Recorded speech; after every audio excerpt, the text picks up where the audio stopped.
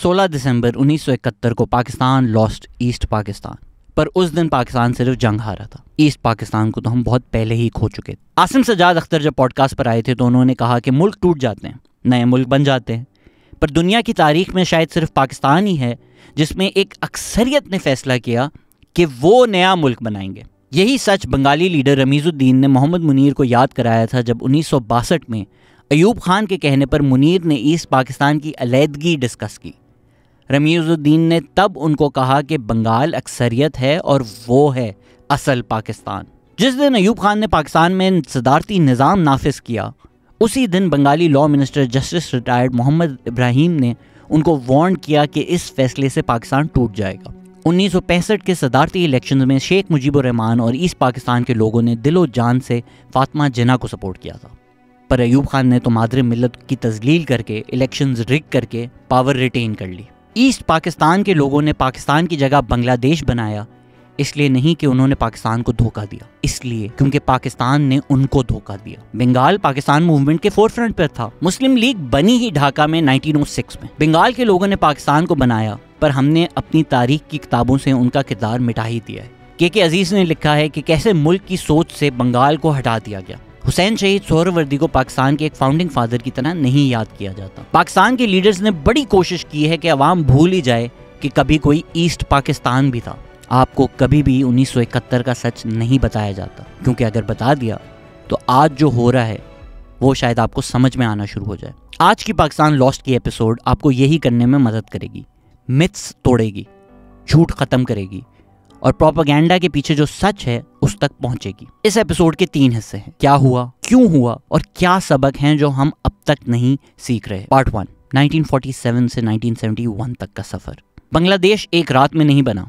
वो इसलिए बना क्योंकि 24 साल तक वेस्ट पाकिस्तान ने ईस्ट पाकिस्तान को एक कॉलोनी की तरह ट्रीट किया। बांग्लादेश की मूवमेंट उसी दिन शुरू हो गई थी जिस दिन ईस्ट पाकिस्तान पर उर्दू नाफिज की गई। ये वो लम्हा है जब ईस्ट पाकिस्तान के लोगों को लगा कि उनके साथ धोखा हुआ है। जो मुल्क उन्होंने मिलकर बनाया था उसी में उनको गुलाम बनाकर कॉलोनाइज किया जा रहा है। 1949 में ही अवामी लीग बन गई थी, जिसका पहले नाम अवामी मुस्लिम लीग था। ये बनी as a response to the Urdu dominated Muslim League in West Pakistan. Citizens गुलाम नहीं होते, आप शनाख्तों को मिटाकर स्टेट नहीं बना सकते। 1952 में अवामी लीग ने अनइलेक्टेड कॉन्स्टिट्यूएंट असेंबली के उर्दू को ऑफिशियल लैंग्वेज बनाने के फैसले के खिलाफ प्रोटेस्ट की, जब पुलिस ने गोलियां चलाकर कम से कम 5 स्टूडेंट्स का कत्ल कर दिया। इसकी वजह से पूरे ईस्ट पाकिस्तान में एहतजाज हुआ, पर उनकी डिमांड सुनने के बजाय स्टेट ने हजारों लोगों को अरेस्ट कर लिया, अवामी लीग के लीडर्स समेत। आज भी 21 फरवरी दुनिया भर में इंटरनेशनल मदर लैंग्वेज डे के नाम से मनाया जाता है। कुछ सालों बाद जब बंगाली को रिकग्नाइज कर भी लिया, तब तक नुकसान हो चुका था। लैंग्वेज मूवमेंट ने ही जन्म दिया सेपरेशन ऑफ ईस्ट पाकिस्तान को। वेस्ट पाकिस्तानी लीडरशिप का भरोसा ही नहीं था ईस्ट पाकिस्तान को। जब 1954 में ईस्ट पाकिस्तान लेजिस्लेटिव असेंबली में इलेक्शंस हुए तो मुस्लिम लीग 309 में से सिर्फ 9 सीट्स जीती। वो पार्टी जिसने 7 साल पहले पाकिस्तान बनाया था। मगर चीफ मिनिस्टर AK फजलुल हक ने जो गवर्नमेंट बनाई उसको 2 महीने में ही डिसमिस करके AK फजलुल हक को गद्दार डिक्लेयर करके ईस्ट पाकिस्तान में गवर्नर्स रूल लगा दिया गया था। कई 100 इलेक्टेड लीडर्स और पॉलिटिकल मेंबर्स को अरेस्ट कर लिया गया। 1971 इसलिए हुआ क्योंकि ईस्ट पाकिस्तान ने रेजिस्ट किया, वरना वेस्ट पाकिस्तान की लीडरशिप ने तो कभी ईस्ट पाकिस्तान के लोगों के मैंडेट को रिस्पेक्ट किया ही नहीं था। सालों की जिद्दोजहद के बाद जब कॉन्स्टिट्यूशन 1956 में बंगाली को रिकग्नाइज भी किया, तो उस कॉन्स्टिट्यूशन को ही महज 2 साल बाद अयूब खान की मिलिट्री कू ने एब्रोगेट कर दी। अयूब खान ने सियासी पार्टीज को बैन कर दिया और एक बार फिर ईस्ट पाकिस्तान में अवामी लीग के लीडर्स अरेस्ट हो गए। ना ईस्ट पाकिस्तान के लोगों की आवाज़ सुनी गई, ना उनका मैंडेट रिस्पेक्ट किया गया। एक सेंट्रलाइज्ड ब्यूरोक्रेसी और एस्टैब्लिशमेंट को अपने ही लोगों से इतना खौफ था कि 1970 तक पाकिस्तान में डायरेक्ट इलेक्शंस हुए ही नहीं, और जब हुए तो अवामी लीग जीत गई। और फिर क्या हुआ वो तो हम सबको पता ही है। पाकिस्तान में एक मुल्ला मिलिट्री गठजोड़ होने के बावजूद, स्टेट का सालों साल मजहब को अपने पॉलिटिकल एंड्स के लिए इस्तेमाल करने के बावजूद पाकिस्तान में कभी भी मजहबी पार्टीज नहीं जीती। जब जब इलेक्शंस फेयर हुए, उनको जो पावर मिली है वो मिली है उनकी फौजी आमिरों के साथ अलायंस से। 1970 में अवामी लीग और PPP दोनों की कैंपेन ही सोशलिस्ट और इकोनॉमिक आइडियाज पर बेस कर रही थी। पाकिस्तान के लोगों को क्या चाहिए था, वो किसके लिए वोट कर रहे थे, ये वो क्लियरली जानते थे, पर ये वेस्ट पाकिस्तान की एस्टैब्लिशमेंट को मंजूर नहीं था। ईस्ट पाकिस्तान के लोग बेरली पाकिस्तान की आर्मी और ब्यूरोक्रेसी का हिस्सा थे। पॉपुलेशन की मेजॉरिटी होने के बावजूद बंगाली ईस्ट पाकिस्तान आर्मी का सिर्फ 10% भी नहीं था। मुजीबुर रहमान ने जब ईस्ट पाकिस्तान के लिए एक मिलिट्री की डिमांड की थी तो वो सेडिशन नहीं था, वो ज़रूरी था, क्योंकि 1965 में ईस्ट पाकिस्तान का फ्लैंक पाकिस्तान की आर्म फोर्सेस ने बेरली प्रोटेक्ट किया। इंडिया चाहता तो चलकर ईस्ट पाकिस्तान में घुस सकता था। इकोनॉमिकली पाकिस्तान की मेन एक्सपोर्ट ईस्ट पाकिस्तान से आती थी, पर इकोनॉमिक रिसोर्सेज की मेजॉरिटी वेस्ट पाकिस्तान में इन्वेस्ट होती थी। सारी ताकत भी वेस्ट पाकिस्तान में कॉन्सेंट्रेटेड थी। पहले कराची कैपिटल था, फिर Islamabad, and to add insult to injury Ayub Khan ने ईस्ट पाकिस्तान की रिसोर्सेज खर्च करके इस्लामाबाद बनाया। फाइनेंस जर्नलिस्ट खुर्रम हुसैन ने इस बात का हमारी पॉडकास्ट पर आकर हिस्टोरिकल एविडेंस भी दिया था। फेमस एपिसोड है which I'm sure you're aware of, third 5-year plan जब fourth 5-year plan जब बन रहा था, तो first, second और third 5-year plans के दौरान जो ईस्ट पाकिस्तानी इकोनॉमिस्ट्स थे प्लानिंग कमीशन में, जो who were part of the east Pakistani planning commission, उन्होंने objections raise की थी, और the term they used to use was कि आप हमारे ऊपर forced savings impose कर रहे हैं. The idea being कि you impose forced savings on one population and those savings are then used to create or are then invested in another province in order to build infrastructure over there. And तो fourth 5-year plan तक आके, because they were not being listened to, they separated out and they said भाई हम लोग इस plan के हिमायत नहीं करते, और हम लोग, this was by the way somewhere around 1970 जब ये fourth 5-year plan finalize हो रहा था, तो और वो अलग हो गए। उन्होंने कहा कि हम एक अलग इंट्रोडक्शन लिखेंगे इस प्लान के लिए, और उन्होंने एक सेपरेट चैप्टर लिखा। तो हर 5-year प्लान के शुरू में एक इंट्रोडक्शन होती थी, तो उस फोर्थ 5-year प्लान में 2 इंट्रोडक्शंस हैं, एक वेस्ट पाकिस्तानी इकोनॉमिस्ट ने लिखी है, एक east Pakistani.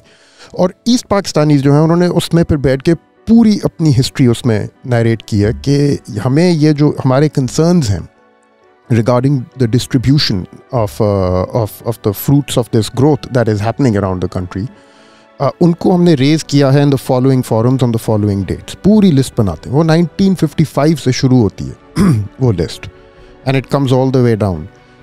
They narrate at one point in 1965 during a radio broadcast when the chief economist of the planning commission referred to all of these people as ghadars. जिसे कि हमें पहले तो इग्नोर किया जाता था, फिर हमारे ख़िलाफ़ उन्होंने अपनी स्कॉलरशिप निकाल के हमें रिबट करने की कोशिश की, and when they couldn't do that either, when it was pretty obvious कि what is happening in terms of the disparity and the access to the state's resources between East and West Wing, तो फिर ये national security की language हमारे ख़िलाफ़ use करनी शुरू कर दी। और 1964 में रेडियो पाकिस्तान के ब्रॉडकास्ट के दौरान चीफ इकोनॉमिस्ट प्लानिंग कमीशन ने हमें, या deputy chairman, I forget, it's one of those two, but उनका अपना कॉलीग, उनका अपना सीनियर रेडियो पे जाके, और radio Pakistan back then was most people's access to mass media, तो और उनको गद्दार कहा गया, रॉ एजेंट्स कहा गया। माइंड यू, ये वही दिन थे जब फातिमा जिन्ना को भी गद्दार कह दिया गया। बांग्लादेश एक रात में नहीं बना, आपने उनकी ज़बान को नहीं पहचाना। जब उन्होंने एहतजाज किया, आपने उनको गोली मार दी। आपने पब्लिक मैंडेट नहीं माना, उनकी इकोनॉमिक रिसोर्सेज एक्सट्रैक्ट की। जंग के दौरान उनको मिलिट्री सिक्योरिटी नहीं दी, और उनको उनकी रिप्रेजेंटेशन नहीं मिली। और शायद जो फाइनल स्ट्रॉ था वो था 1970 का Bhola cyclone, one of the deadliest tropical cyclones ever recorded. East Pakistan में 36 लाख लोग अफेक्ट हुए, फसलें तबाह हो गई, पूरे गांव तबाह हो गए, 3 से 5 लाख लोग मर गए। पर वेस्ट पाकिस्तान ने एडिक्वेट मदद नहीं प्रोवाइड की ईस्ट पाकिस्तान को।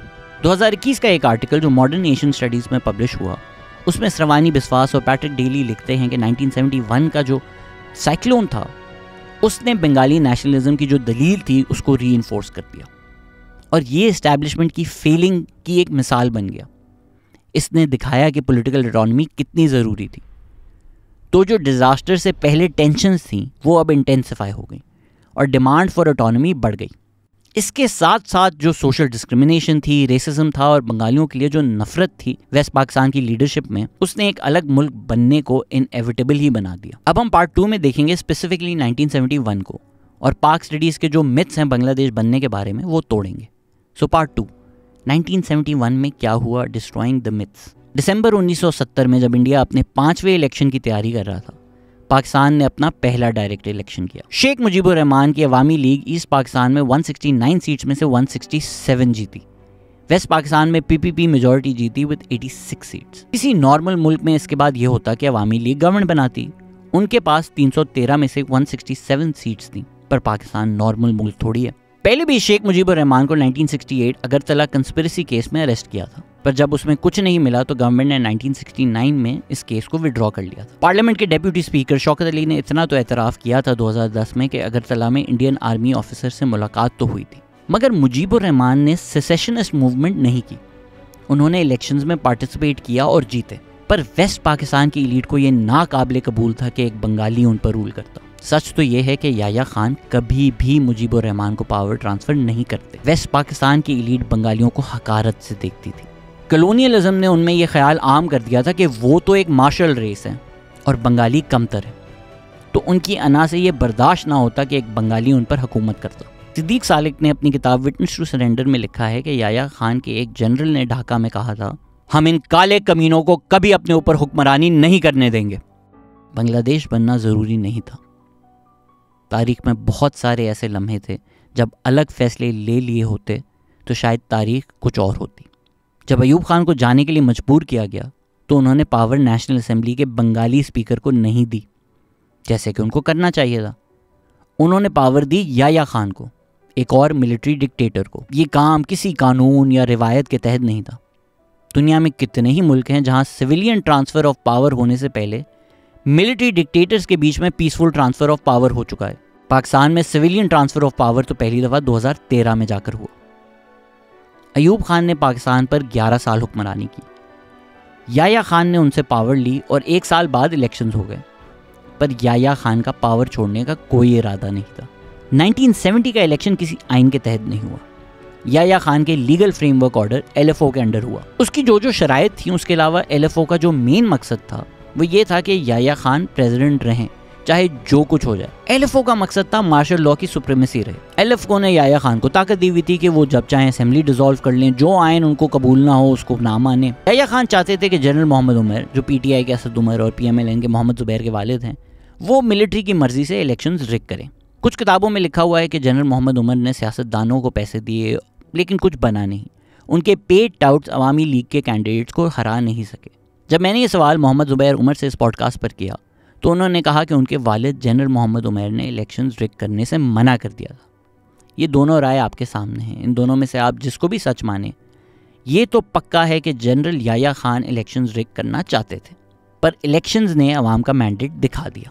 दिसंबर 1970 में इलेक्शंस हुए और मार्च 1971 तक याया खान मुजीबुर रहमान को अरेस्ट कर चुके थे और ईस्ट पाकिस्तान में मिलिट्री ऑपरेशन शुरू हो गया था। लाखों बंगाली ईस्ट पाकिस्तान से इंडिया चले गए। 28 फरवरी 1971 को याया खान की मुलाकात होती है जुल्फ़िकार अली भुट्टो से। भुट्टो असेंबली सेशन में आने से इनकार कर रहे थे और याया खान ने असेंबली को बुलाना डिले कर दिया। ये वो लम्हा है जिस पर इल्ज़ाम लगता है जंग शुरू करने का, पर 22 फरवरी को आर्मी हेडक्वार्टर्स रावलपिंडी में एक मीटिंग हो चुकी थी जिसमें याया खान और उनके टॉप आर्मी जनरल ने फैसला कर लिया था कि किसी भी कीमत पर वो हुक्मरानी बंगालियों को नहीं देंगे। इस सब के बावजूद मार्च 7 की स्पीच में शेख मुजीबुर रहमान ने आज़ादी का ऐलान नहीं किया। मुजीबुर रहमान को पता था कि याया खान की अनाउंसमेंट कि नेशनल असेंबली का इजलास मार्च 25 को होगा झूठ था, फिर भी उन्होंने अलहदगी का ऐलान नहीं किया। मुजीबुर रहमान ने तो ये भी कहा था कि उनके 6 नुकात निगोशिएबल हैं। ये 6 पॉइंट्स ना के बाइबल थे ना कुरान। जुल्फ़िकार अली भुट्टो ने भी कहा कि हर कोशिश करनी चाहिए कि एक पॉलिटिकल कॉम्प्रोमाइज़ हो जाए 6 पॉइंट्स पर, ताकि जमहूरियत बहाल हो और पाकिस्तान टूटने से बच जाए। सियासतदान हमेशा सियासी सलूशंस तलाश करते हैं, पर एक फ़ौजी आमिर ने उनको ये करने नहीं दिया। याया खान की नज़र में मुजीबुर रहमान के 6 नुकात सेडिशन थे, बगावत थे।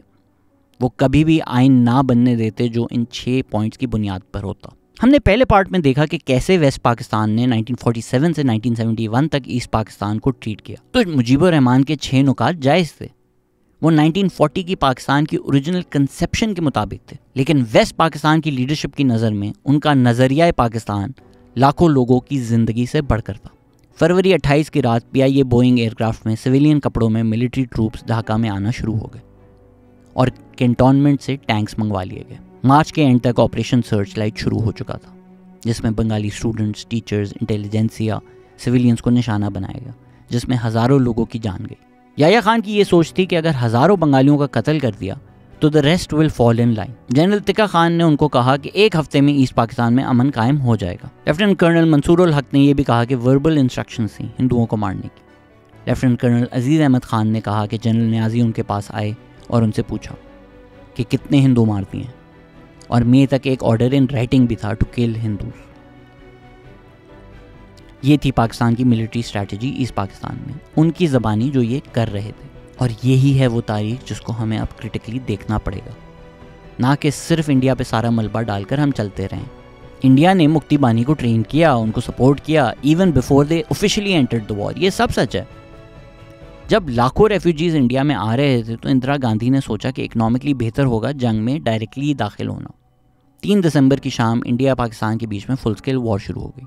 पाकिस्तानी एयरफोर्स ने ऑपरेशन चंगेज़ खान करके इंडिया की 11 एयरफील्ड्स को टारगेट किया, जिसका जवाब इंडिया ने दिया और फिर इंडियन फोर्सेस ने ईस्ट पाकिस्तान में फुल स्केल इन्वेजन शुरू कर दी। सिर्फ 13 दिन बाद ही जनरल A.A.K. न्याजी सरेंडर कर चुके थे और 93,000 लोग इंडिया ने प्रिजनर्स ऑफ वॉर बना दिए।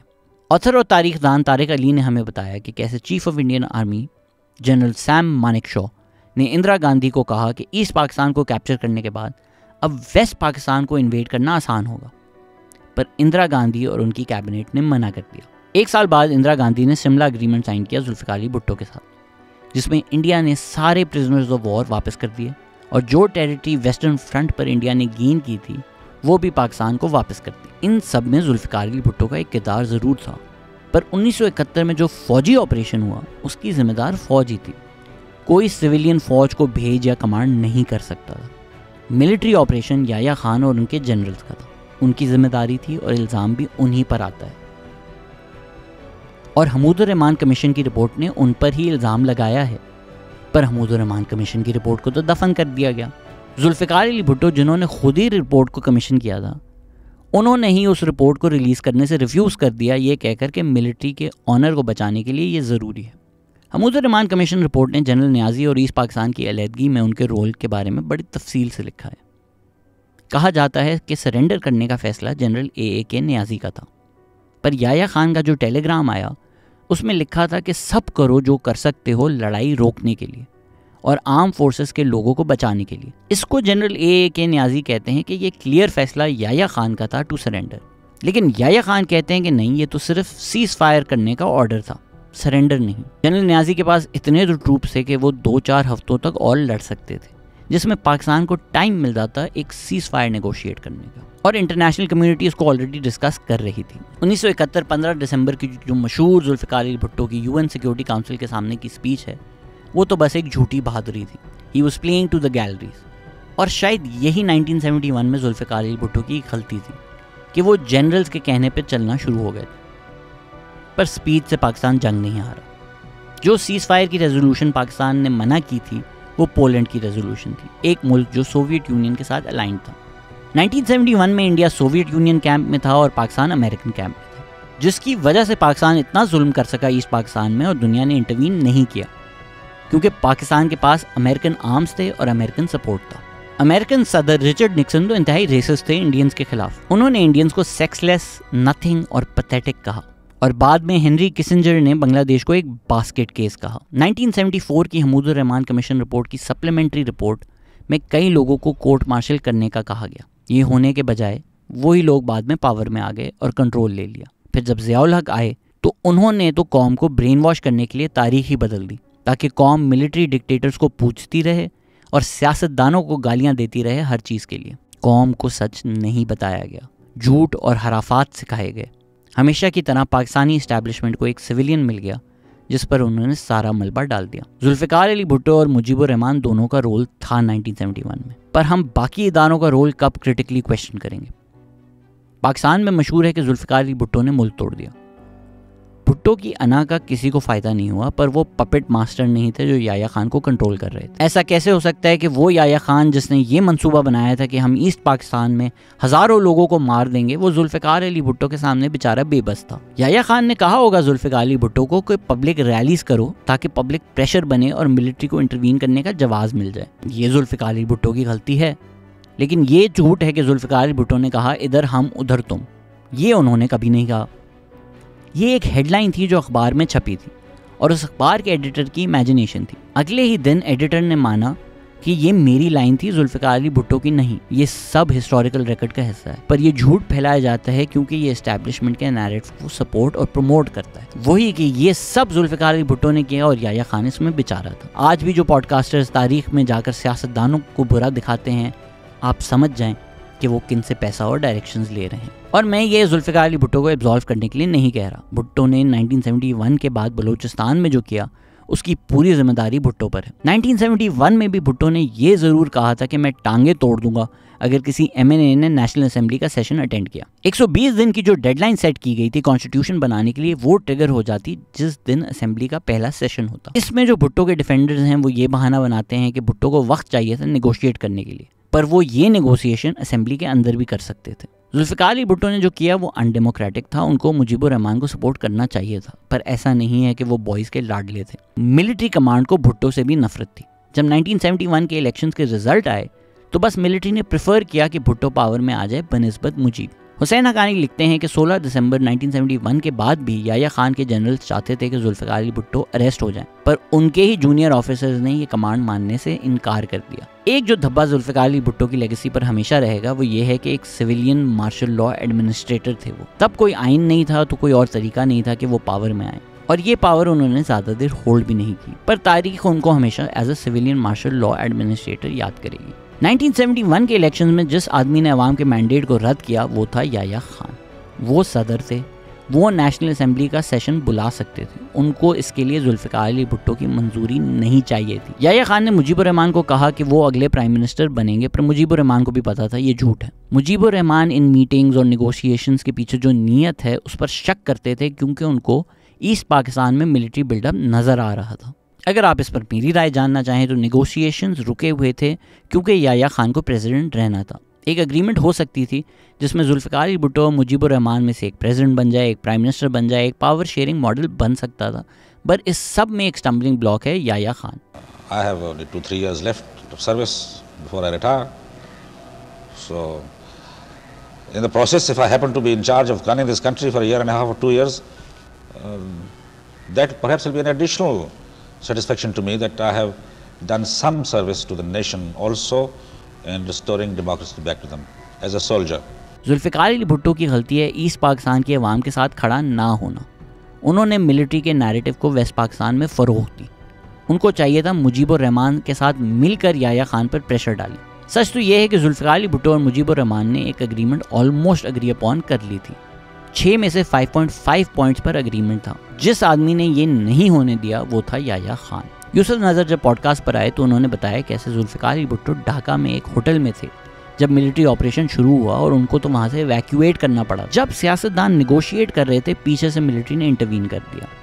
And as fate would have it, यही 6 साल बाद हुआ जुल्फ़िकार अली भुट्टो के साथ, जब उन्होंने अपोजिशन के साथ एग्रीमेंट कर लिया था लेकिन ज़िया-उल हक ने इंटरवीन करके मार्शल लॉ लगा दिया। अब 1971 के बारे में आपकी 2 राय हो सकती हैं। आप कह सकते हैं कि जुल्फ़िकार अली भुट्टो को इस्तेमाल किया गया, उनसे निगोशिएट करवा कर वक्त बाय किया गया जिसमें मिलिट्री बिल्डअप कर सके, मिलिट्री कैपेसिटी बना सके, या आप कह सकते हैं कि भुट्टो को इस प्लान का पता था, he was in on it, और वो मिलिट्री के कहने पर मिलिट्री के लिए टाइम बाय कर रहे थे। मुझे नहीं पता इन दोनों में से सच क्या है, पर शेख मुजीबुर रहमान और बांग्लादेश के लोग तो जुल्फ़िकार अली भुट्टो को प्राइमरी जिम्मेदार नहीं समझते। उनको एक हीरोज़ वेलकम मिला जब उन्होंने पोस्ट 1971 बांग्लादेश को विजिट किया। जुल्फ़िकार अली भुट्टो के कहने पर मुजीबुर रहमान भी लाहौर आए 1974 में OIC अटेंड करने, तो जुल्फ़िकार अली भुट्टो पाकिस्तान के प्राइम मिनिस्टर बन गए और मुजीबुर रहमान बांग्लादेश के प्राइम मिनिस्टर बन गए। ये दोनों मुल्कों के लिए एक नई शुरुआत। डेकेड्स लॉन्ग मिलिट्री रूल ख़त्म हो गया था, पाकिस्तान वॉर हार चुका था और आर्मी वापस अपने बैरक्स में थी, पर पाकिस्तान के लिए हमेशा ही उम्मीद एक मुख्तसर मुद्दत के लिए ही आती है। 15 अगस्त 1975 को बांग्लादेश के कुछ आर्मी पर्सनल ने मुजीबुर रहमान और उनके फैमिली मेम्बर्स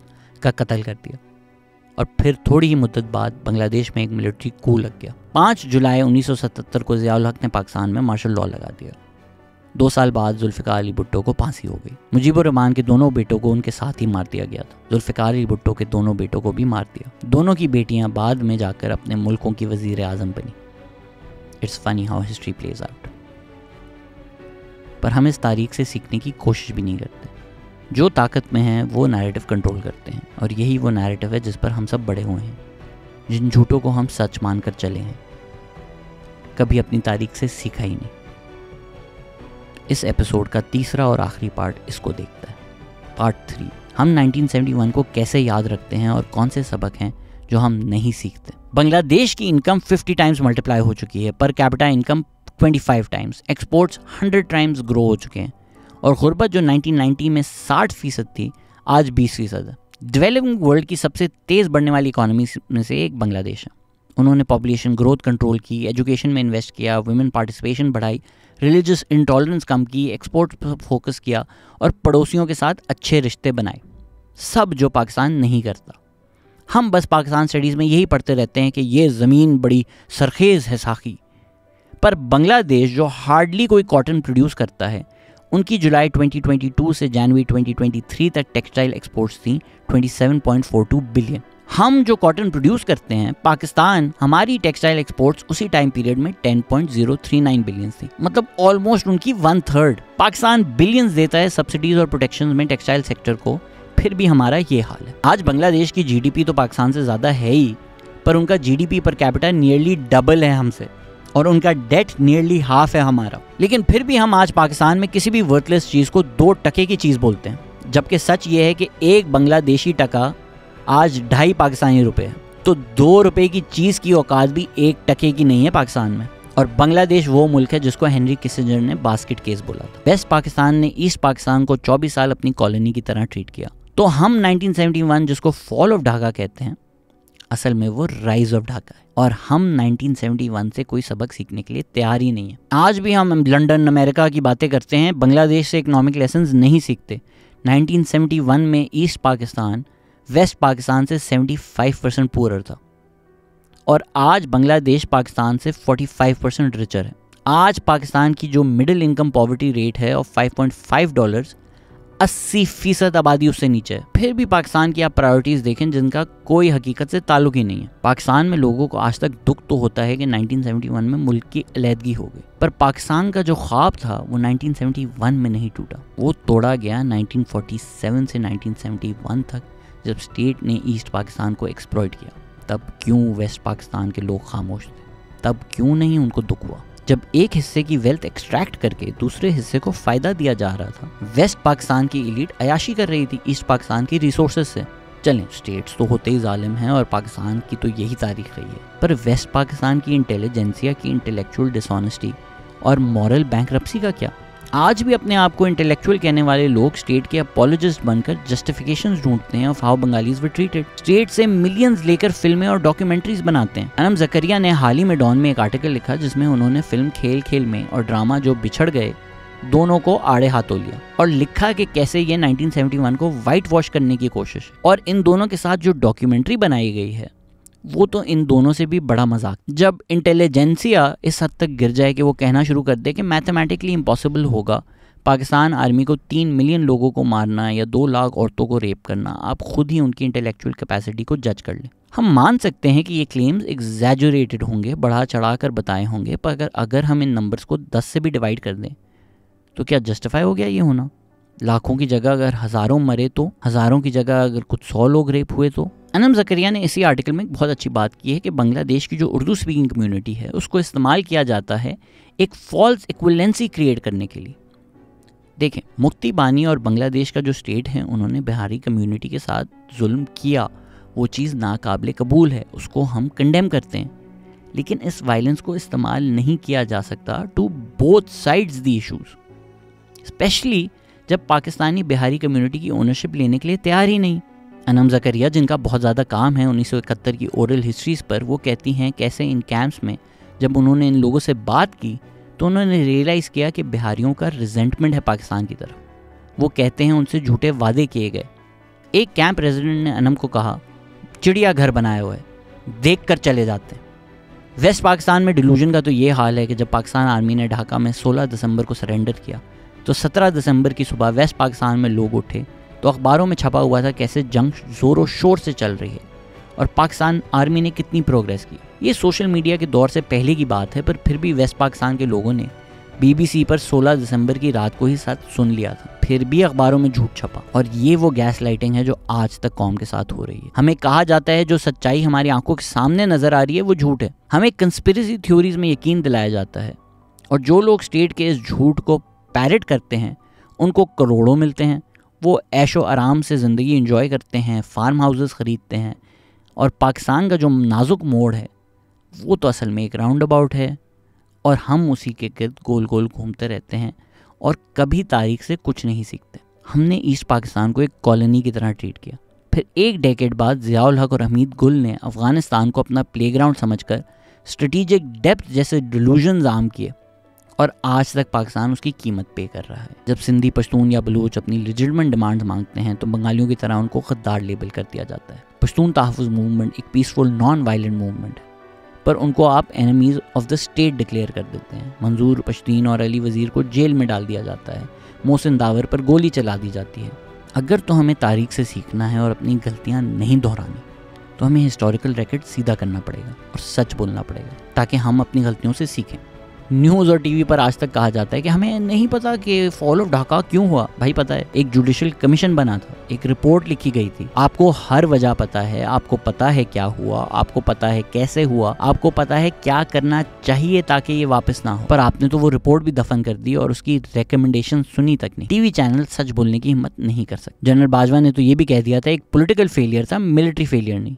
हो सकता है आप आवाम से जाकर पूछें तो वो मिलिट्री का नाम ना लें और बोलें जुल्फ़िकार अली भुट्टो ही था जिसने मुल्क तोड़ दिया। बड़ा आसान होता है सियासतदानों पर सारा इल्ज़ाम डाल देना, और जो वाकई पावर में है वो अपने हाथ धोकर 6 साल बाद वापस आकर एक और 11 साल की मिलिट्री डिक्टेटरशिप लगा दे। जुल्फ़िकार अली भुट्टो ने तो यही कहा था कि अगर इंडिया विड्रॉ कर जाता है तो जितना लूज एग्रीमेंट ईस्ट पाकिस्तान को चाहिए हम मान लेंगे। तो ये क्यों अनएक्सेप्टेबल था वेस्ट पाकिस्तान की लीडरशिप को? उनको प्रोविंशियल ऑटोनॉमी देने से बेहतर लगा हज़ारों लोगों को मारना। इसीलिए मैं कहता हूँ कि 18 अमेंडमेंट एक मैसिव पॉलिटिकल विन है, और कौन उसको रिवर्स करना चाहता है और क्यों, अब आप खुद समझ लें। हमें ये भी सिखाया जाता है कि बांग्लादेश बनना ज़रूरी था क्योंकि दोनों मुल्कों में फासला बहुत था। हमने अनम ज़करिया से बात की और इस इनेविटेबिलिटी वाले आर्ग्यूमेंट को वो क्वेश्चन करती हैं। दोनों विंग्स एक फेडरेशन की सूरत में भी तो रह सकते थे, एक यूनियन, या अगर दो मुल्क बनने ही थे तो वो प्यार, मोहब्बत, नेगोशिएशन एग्रीमेंट से भी बन सकते थे, जिन दोनों मुल्कों के बीच में दोस्ती रहे। एक रोड मैप बना लेते टुवर्ड्स सॉवरेनिटी। हजारों तरीके थे जो सब बेहतर हैं उससे जो एक्चुअली हुआ। पर आज भी वेस्ट पाकिस्तान में लोगों को ये दुख है कि अलहदगी हो गई। ये दुख नहीं है कि हजारों लोगों को मार दिया गया। उनके लिए नजरिया पाकिस्तान हजारों लोगों की जान से बढ़कर है। जैसे फैज़ अहमद फैज़ ने भी कहा था कि कब नजर में आएगी बेदाग सब्जे की बहार, खून के धब्बे धुलेंगे कितनी बरसातों के बाद। वो जो हैं वो अपनी पसंद की तारीख लिखते हैं, अवाम को अपनी ही तारीख से बेखबर रखते हैं। वो अपनी गलतियां दोहराते रहते हैं और फिर वो कहते हैं अवाम जाहिल है। तो अगर आप सोचते हैं कि क्यों पाकिस्तान हमेशा एक infinite loop of cascading crisis से घिरा रहता है, तो ये एक कहानी है जो दिखाती है कि क्या सच्चाई है ऑफ व्हाट हैपेंड। 1971 की जंग के दौरान जनरल नियाजी ने अपने कमांड हेडक्वार्टर्स में ट्रूप्स को कहा, ये मुझे समझते क्या हैं, मैं इस हरामजादी कौम की नस्ल बदल दूंगा। उनके रैंक्स में एक ऑफिसर था जो उनकी यही कही हुई हरामजादी कौम का था, मेजर मुश्ताक ए बंगाली। ये सुनने के बाद मेजर मुश्ताक ए बंगाली बाथरूम में गए और उन्होंने अपने आप को गोली मार दी। यही वो दिन था जिस दिन हमारा ज़मीर मर गया। हज़ारों लोगों की जान जाना तो एक सानिया था, पर दूसरा सानिया था लाखों लोगों की खामोशी। वेस्ट पाकिस्तान के लोगों को क्यों नहीं फिक्र थी ईस्ट पाकिस्तान के लोगों की? जब आप लोगों को 2 टके का समझते हैं तो फिर उनकी ज़िंदगी भी आपके लिए 2 टके की हो जाती है। एपैथी और डिह्यूमनाइजेशन हमेशा। 1971 में बंगालीज को मारा गया, हमने कुछ नहीं कहा, हम कभी कुछ कहते ही नहीं। तो फिर आप सोचते हैं बलूचिस्तान के बारे में इतनी खामोशी क्यों है? एक खातून ने एक इवेंट किया था T2F पर, अनसाइलेंसिंग बलूचिस्तान। पिछले हफ्ते में उनकी 9th डेथ एनिवर्सरी पर गया हुआ था। फिर आप लोग पूछते हैं कि पॉडकास्ट क्यों बंद हो रहा है? I'm not out of touch with people. I know East Pakistan like the palm of my hand. I've served there in many capacities. I know East Pakistan more than the East Pakistanis know themselves because they haven't got the facilities to move around like I have.